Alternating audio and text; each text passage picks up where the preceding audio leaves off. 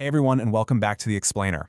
Today we're diving into something really fascinating. We're looking at this incredible intersection between hardcore ancient jungle asceticism and, well, the chaotic, totally overwhelming reality of our modern daily lives. We're talking about the Thai forest tradition. Look, if you've ever felt completely tangled up in your own thoughts, or just exhausted by the constant demands of your inbox, your schedule, the whole shebang, this explainer is going to offer you a remarkably clear, direct lens for finding some actual breathing room. We're going to see exactly how wisdom that was literally forged in the extreme conditions of the wilderness can become your ultimate tool for everyday clarity. So let's start with Section 1, the extra layer of stress, and the modern mind at work. To really get this, we first have to acknowledge the relatable friction of just getting through a Tuesday, right? We live in this world of constant optimization, nonstop notifications, and this low-level underlying tension. But what if the main source of our exhaustion isn't actually the things happening to us, but what our own minds are doing behind the scenes? Just think about this for a second.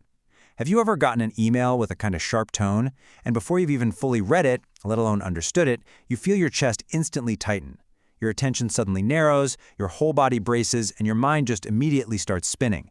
You're imagining criticism, you're preparing a defense, you're replaying conflicts from 3 years ago. The actual event, it's just a few pixels on a screen. You could probably resolve it in 2 minutes, but the lived experience is this heavy, immediate burden. Or, consider just being tired. You feel tired, which is perfectly natural, but your mind jumps right in with, ugh, I shouldn't be tired, or I'm failing, I need to fix this right now. And that brings us to an absolutely crucial concept here, the second arrow.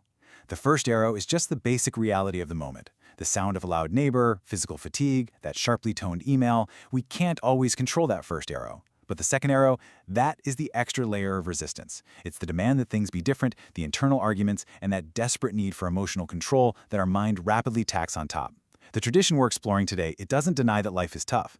Instead, it provides this incredibly powerful lens for noticing exactly where we are manufacturing this stress in real time so we can finally stop shooting ourselves with that second arrow. Moving right along to Section 2, Origins of the Forest Path. Tracing the roots. Okay, to really appreciate how practical this lens is, we need to see where it actually came from. Because this isn't just some trendy modern psychological trick, it has deep, profound roots. Historically, in the Thai Buddhist Sangha, there's been this broad distinction between two main ways of life for monks. On one side, we have the Kamavasi. These are the town and steady monks. Their primary focus has always been on what's called Gantadhura, which basically means the burden of study. They live in villages or cities, and they focus heavily on learning the scriptures, administering the community, and preserving the texts. Now, on the other side, we have the Aranyavasi, the forest or meditation monks. Their focus is Vipassanadhura, or the burden of insight. These monks retreat into the quiet, secluded forests to actively practice meditation, closely observing their own minds to realize the truths of the Buddhist teachings firsthand. Let's trace how this builds over time because it's quite a story. This forest tradition traces its spiritual lineage all the way back to the 500s BCE, literally to the time of the Buddha himself, who, was born, enlightened, taught, and passed away in the forest. But over the centuries, that strict forest practice kind of waned. Then, in the 19th century, King Mongkut of Thailand, while he was still a monk, initiated a massive reform movement called the Dhammiyat.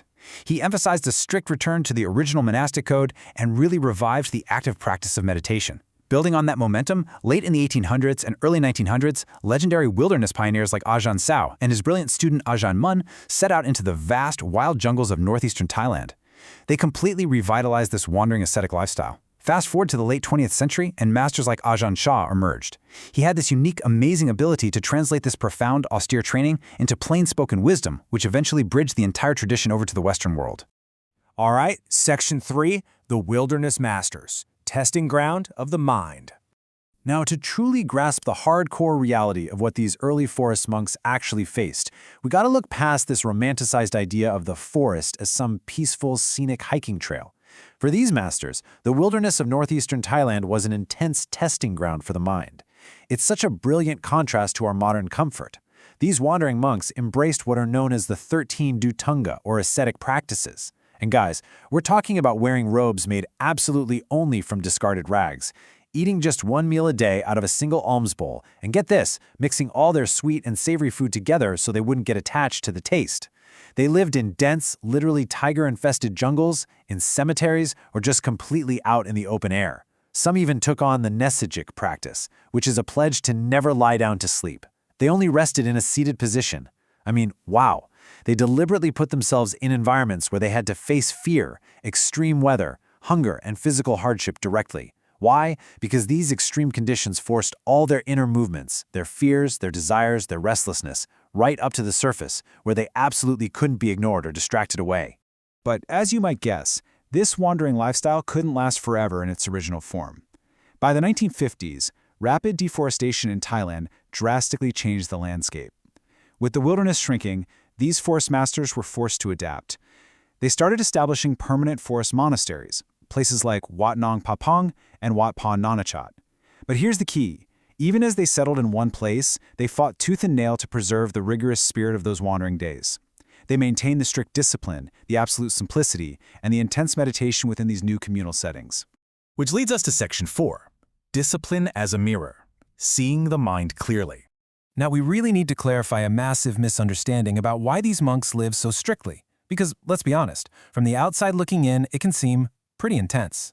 A really natural misreading of this forest simplicity is to assume it's all about toughness just for the sake of being tough. People hear about eating out of one bowl or sleeping on a hard floor, and they imagine the goal is self-punishment, right? Like they're trying to prove how much pain they can endure to earn some sort of moral badge of honor. But actually, scratch that. It completely misses the point. The aim here is highly pragmatic. It's not about being extreme for extreme's sake.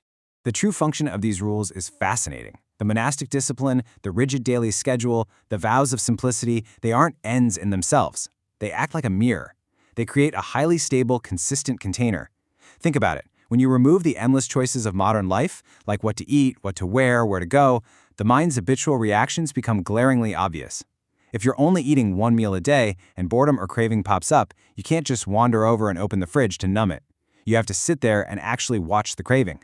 The strict rules simply strip away all the background noise so that your reactivity and clinging are easier to see and ultimately a whole lot easier to release. Okay, final section here. Section 5, Wisdom for the Everyday, Returning to Ordinary Experience. So let's zoom back into our lives today. How on earth did masters like Ajahn Chah translate this super intense jungle training into a practical solution for our regular modern existence? Well, Ajahn Chah was famous for his incredibly direct, often very humorous, and plain-spoken style. He didn't rely on dense philosophical arguments. Instead, he pointed straight at what we all experience every day. He observed that experience naturally changes on its own, but it's our mind that jumps in to mess with it. Tension appears, our mind instantly forms a story about it, and then our heart just tightens right around that story. He taught that we don't need to be living in a remote jungle to see this happening. We just need to actually pay attention in the middle of our ordinary days. So the practical application for us isn't to run away and hide in a cave. It's all about ordinary restraint. It's about treating the thoughts and feelings that pop up like weather patterns. A mood rises, it stays briefly, and then it shifts. Maybe irritation flares up while you're sitting in traffic, or jealousy arises in a relationship. The forest tradition teaches us to simply notice these weather patterns without immediately needing to own them or obey them. When we finally stop engaging in those compulsive inner arguments, when we stop demanding that our fatigue magically go away, or that our coworker behaves exactly how we want them to, life suddenly becomes a whole lot less noisy inside. And this brings us to a truly beautiful redefinition of a phrase we hear literally all the time, letting go. In the Thai forest tradition, letting go is not some grand dramatic event where you quit your job or sever ties and move away. It is a micro moment. It's the exact instant your mind stops adding that extra weight to a passing feeling. It is the exact moment you notice that second arrow of resistance and you just decide not to fire it. You feel the tiredness, sure, but you drop the heavy story about how unfair it is. You read the sharp email, but you don't immediately build a massive defensive case in your head. It is a small, conscious, repeatable release. As we wrap up this explainer today, I want to leave you with something immediate, something you can test for yourself right now. Take a breath and look closely at your mind in this very moment. Are you leaning forward into whatever task you have next? Are you secretly fighting a lingering annoyance from earlier today? Ask yourself, what extra layer of stress are you manufacturing right now? See if you can spot it. And in the spirit of the Forest Masters, just for a moment, see what happens if you simply drop it. Thanks so much for joining me and keep exploring.